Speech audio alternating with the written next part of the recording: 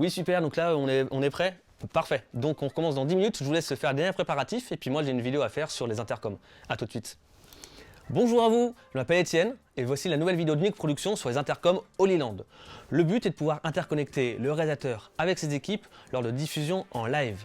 Je vais vous parler dans cette vidéo de comment utiliser un intercom, mais également comment pouvoir relier deux intercoms ensemble afin de multiplier le nombre de postes. On se retrouve tout de suite après le générique.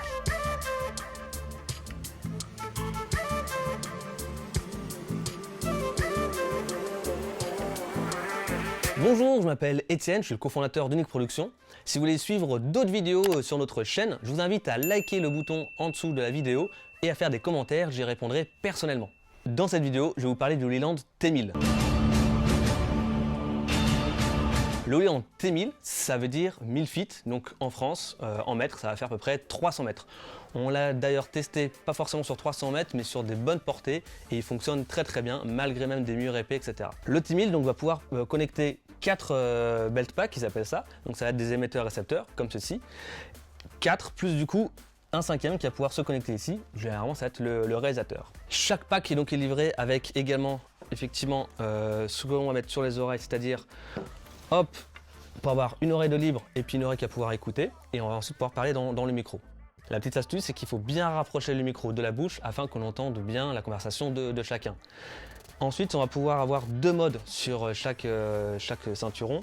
On va avoir le mode mute, où du coup on va pas parler, et le mode talk, où du coup on va parler et tout ce qui sera dit sera entendu.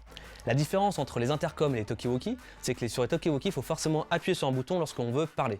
L'intercom, on peut avoir du coup deux modes différents. Le mode mute, où du coup on ne fait que entendre ce que disent les autres, et le mode talk, où on va parler. Ainsi, le réalisateur va par exemple être en mode talk durant toute la réalisation du live et pouvoir parler à ses équipes pendant que celles-ci seront peut-être en mode mute.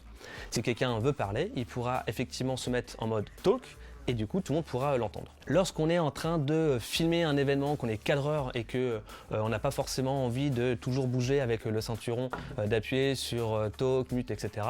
En fait, il y a une autre astuce, c'est de simplement lever hop, le micro et lorsqu'on est en position élevée, on va entendre un petit clic. Ça va activer ou pas le mode talk. Donc si je suis comme ceci, du coup on va bien m'entendre. Et si j'ai plus envie qu'on entende ce que je dis, je vais simplement relever le micro. Ça va couper le son et du coup on va plus du tout entendre ce qui se passe.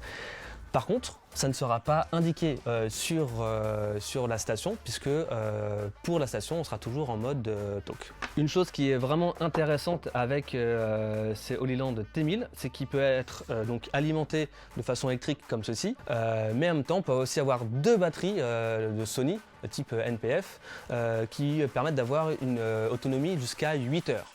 8 heures pour du coup la base centrale et on a aussi 8 heures d'autonomie sur chaque ceinturon. Donc ce qui permet quand même de faire une bonne journée de travail sans avoir à les recharger. La recharge va se faire de l'autre côté, par ici, où on va voir les 4 ports USB qui vont ensuite se brancher en USB-C sur le ceinturon. Et du coup le rechargement se fera de cette manière, il est assez rapide, il faut compter une petite heure pour être à peu près à 100% de recharge. Et enfin pour les mises à jour, on a une autre entrée qui est de type USB-C qui permet du coup de se connecter à un ordinateur pour faire la mise à jour de la station. Derrière on va avoir les deux antennes qui nous permettent de les orienter et surtout de pouvoir se connecter sur de longues distances et donc ça c'est bien pratique.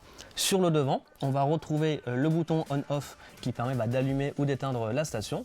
On va avoir également l'écran digital qui va juste monitorer les 4 ceinturons qui sont ici présents.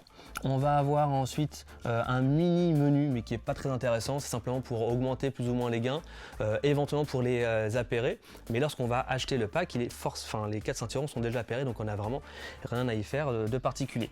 On va retrouver ici un bouton on-off pour le son.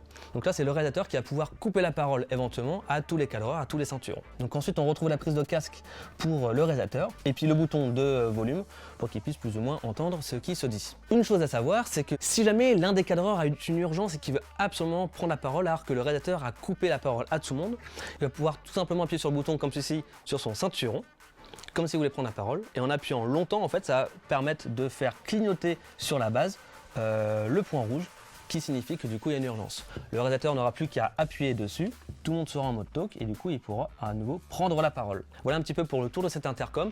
C'est assez simple, mais en même temps il est super pratique. Il est plutôt petit, il est facilement transportable et surtout vraiment sa puissance, c'est qu'il est voilà, sur une bonne distance de 300 mètres.